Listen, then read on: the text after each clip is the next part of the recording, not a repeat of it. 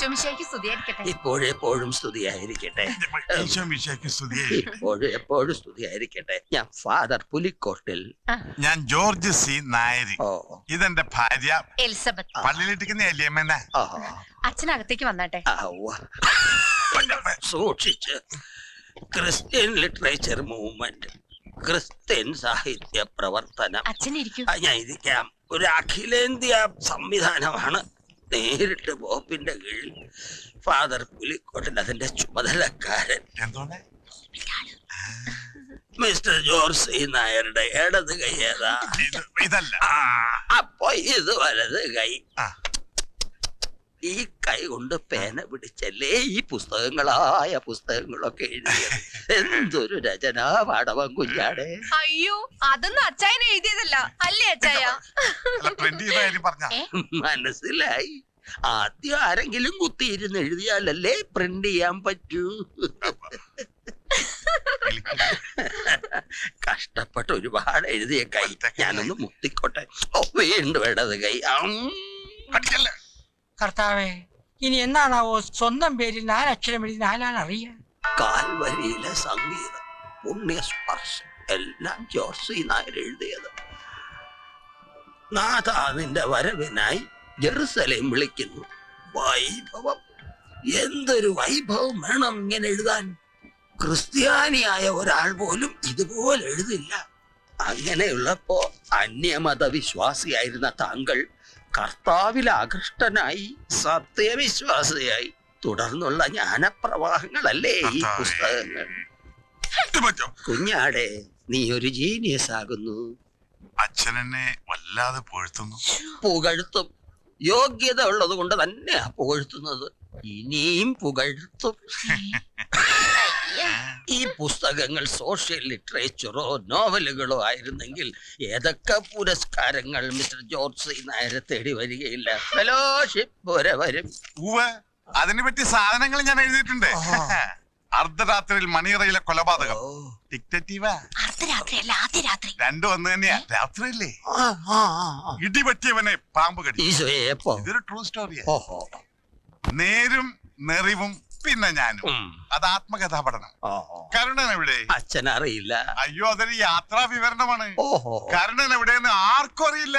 എനിക്കും. അകത്തിട്ടടച്ച മുട്ടനാടേതാ? അത് ഏലിയമ്മയുടെ തലക്ക് സ്ഥിരമില്ലാത്തൊരു വല്യപ്പന. ഏലിയമ്മേ, തോമസ് കുട്ടിയുടെ ഓഫർ എന്താണെന്ന് അച്ഛനോടൊന്ന് പറഞ്ഞേ. ആരാ തോമസ് കുട്ടി? തോമസ് കുട്ടി ഇവിടുത്തെ MP അല്ലയോ? ഈ പുസ്തകങ്ങളൊക്കെ തോമസ് കുട്ടിക്ക് കാണാൻ പാടാ. എന്നിട്ടും ജീവിച്ചിരിപ്പുണ്ടോ? പിന്നെ എന്തായിരുന്നു തോമസ് കുട്ടിയുടെ ഓഫർ? ആന, പിണ്ടം. എന്റെ നാക്കിന്റെ അകത്തിരിക്കുന്നു. ഈ എംടിക്കും തകഴിക്കും കിട്ടിയിട്ടുള്ള സാധനം. അത് തന്നെ. അതൊരെണ്ണം സംഘടിപ്പിച്ചു തരാന്ന് പറഞ്ഞപ്പോ ഞാൻ പറഞ്ഞു വേണ്ടാന്ന്. അച്ഛനല്ല, ജോർജ് സി നായർ പറഞ്ഞു വേണ്ടാന്ന്. അതൊക്കെ കിട്ടിയാലേ അഹങ്കാരം കൂടും.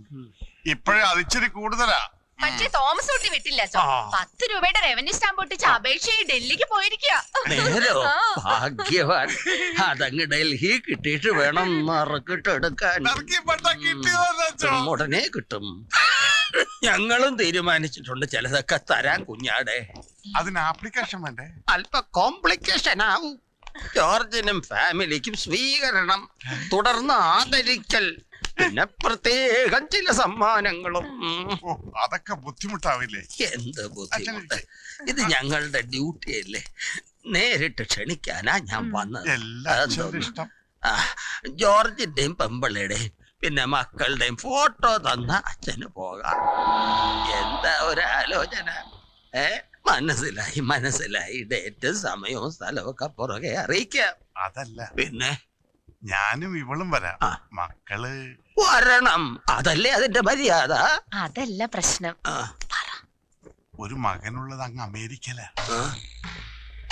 ഇവിടെ ഇല്ല. അമേരിക്കയിലാണല്ലേ? അതെ. എന്നാ ശരി, ആള് വേണ്ട. ഒരു ഫോട്ടോ മതി. മോൻ അവിടെ എന്ത് ചെയ്യുന്നു? പഠിത്തമാണോ, ജോലിയാണോ, അതോ അപ്പച്ചനെ പോലെ വാരി വലിച്ചെഴുതുവാണോ? എന്താന്ന് വെച്ചാ അത് ഒരു കുടുംബത്തിന്റെ ബയോഡാറ്റ ആവുമ്പോ ഇതൊക്കെ വേണമല്ലോ. മകനെ ഒഴിവാക്കണം അച്ഛോ. അതെന്താ, വല്ല പ്രശ്നമുണ്ടോ കുഞ്ഞാടെ? ഉണ്ട്. അവൻ എന്റെ ആദ്യ ഭാര്യയിലുള്ളതാ. ഞാൻ മതം മാറി പക്ഷെ അവൻ മതം മാറാൻ തയ്യാറല്ല. മതം മാറിയില്ലെങ്കിൽ അവനെ ഇവിടെ കേറ്റില്ലെന്ന് ഞാനും പറഞ്ഞു. പക്ഷെ കൊറേ കാലായി അപ്പച്ചനും മോനും തമ്മിൽ യാതൊരു ബന്ധവുമില്ല. ഒരു ബന്ധവുമില്ല. ഒരു ബന്ധവുമില്ല. ഇല്ല. സത്യം പറഞ്ഞ അവൻ എവിടെയാണെന്ന് പോലെ എനിക്കറിയില്ല. നേരത്തെ അമേരിക്കയിലാണെന്ന് പറഞ്ഞത്. അതെ വേറെ ആരോ പറഞ്ഞു കേട്ടതാ. ഞങ്ങളുടെ ഫോട്ടോ മതിയെങ്കിൽ തരാച്ചോ അല്ലേ? ലേറ്റസ്റ്റ് ആയിട്ട് എടുത്തതാ. മതി, എനിക്ക് ഇത്രയും മതി.